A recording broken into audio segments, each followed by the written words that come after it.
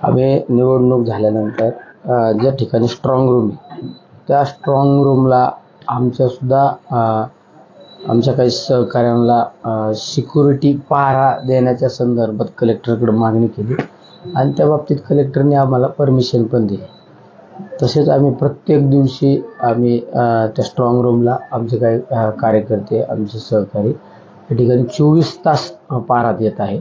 पण काल 8:22 म्हणजे 8, सव्वा 8च्या दरम्यान एक अज्ञात व्यक्ती त्या गेटच्या आत आला.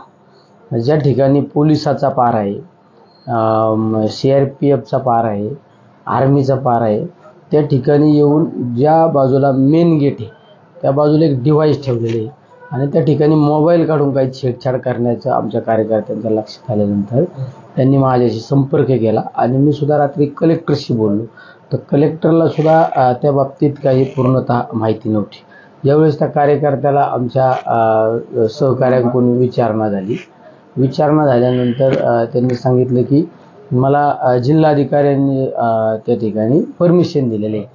जिल्हाधिकाऱ्याला मी तात्काळ काहीतरी रात्री 11:30च्या दरम्यान फोन केला.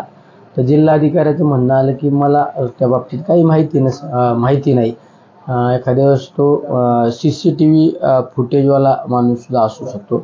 पण CCTV फुटेजवाला असू नाही तर कुणी पण असू, विशेष म्हणजे त्यांनी आत एंट्री करताना त्यांनी परमिशन घेतलं पाहिजे आणि जे आमचे लोक आहेत त्या ठिकाणी उपस्थित त्यांच्याशी सुद्धा संपर्क केला पाहिजे. पण त्या बाबतीत कुठलाही संपर्क झालेला नाही. त्यांना विचारणा केल्यानंतर त्यांनी उडवाउडवीचे उत्तर त्याच्याकडून देण्यात आलेले आहे. त्यामुळे ही बाबसुद्धा एक शंकास्पद बाब आहे आमच्या दृष्टीने. आज सकाळी त्या बाबतीत ट्विटसुद्धा मी केलेलं आहे. निवडणूक आयोगाला सुद्धा त्या बाबतीत त्या ठिकाणी पत्रव्यवहार करणार आहे. प्रशासनाने जरी सांगितलं अधिकृत माणूस, तर त्या बाबतीत त्याच्याकडे एखादा ID कार्ड पाहिजे. त्या बाबतीत त्याच्याकडे कुठला तरी हे पाहिजे होतं, आधार कार्ड म्हणा, कुठलं तरी त्याच्याकडं प्रशासनाने दिलेलं एक ओळखपत्र पाहिजे होतं की त्याला या भागामध्ये फिरण्यासाठी परमिशन आहे. असं काहीच नव्हतं त्याच्याकडं.